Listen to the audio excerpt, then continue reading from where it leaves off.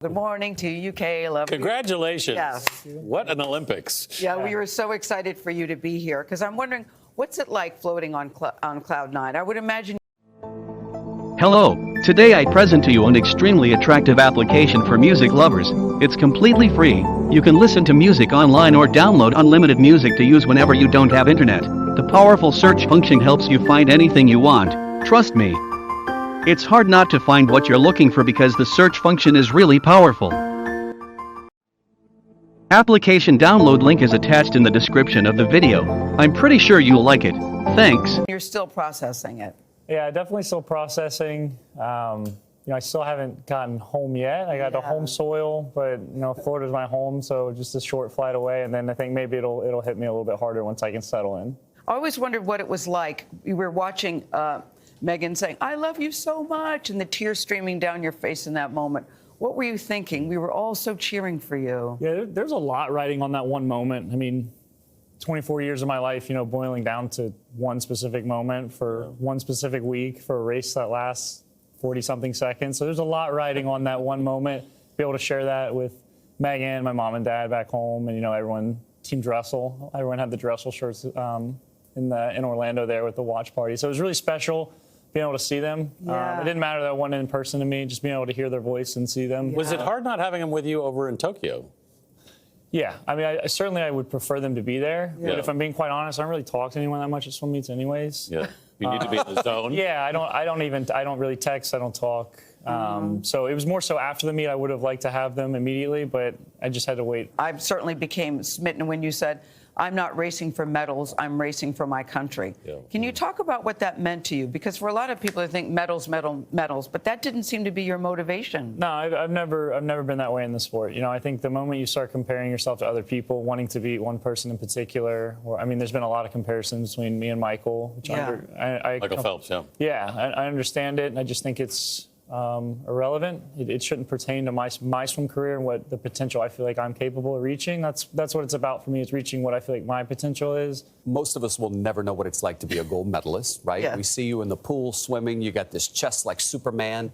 And then I read a quote from you that suddenly makes you really relatable to all of us, and it was this. This is not easy. It's not an easy week at all. I would say the majority of them were not. You can't sleep right. You can't nap. You're shaking all the time. I probably lost 10 pounds. I'm going to weigh myself when I get back and eat some food.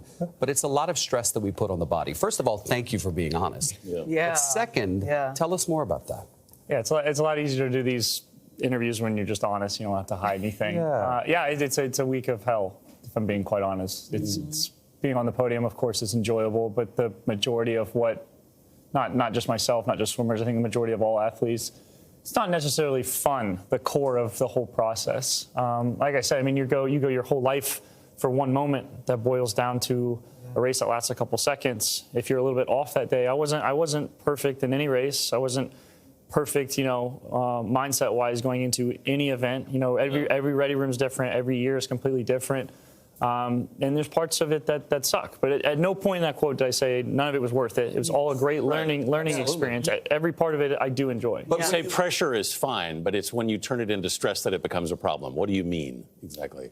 Pressure's fine. I can't do anything about what other people expect me to do. It's irrelevant. I don't really care what people expect me to do at these games. It's all about me. Yeah. And, it might sound a little selfish, but it's what I want to accomplish and reaching my potential. Everything else, everybody else's opinion, they can kick rocks. It shouldn't pertain to me. When we think of Olympians, we don't necessarily think of vulnerability. But when you hear Simone Biles talk about mental health and really lean into it, did you kind of feel like it gave you permission to also be a little vulnerable? Every athlete handles it different. And for the majority or for every athlete, no one else's opinion should matter. It's up to the individual. So Simone, what she did, it was her choice, and it shouldn't pertain to anyone but her. So I think a lot of people shouldn't open their mouth. If you're against her, it shouldn't affect you in any way, shape, or form what this one particular athlete is doing.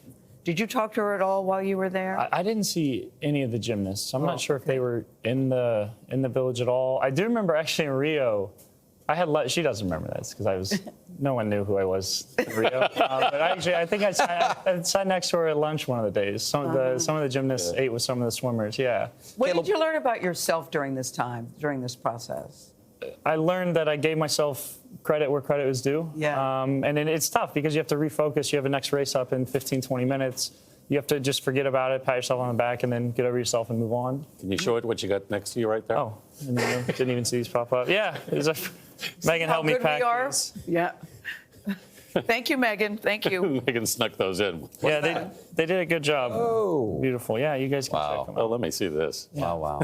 I've never held an Olympic gold medal. I am struck by your humility, and you seem to be very humble about all that you've accomplished.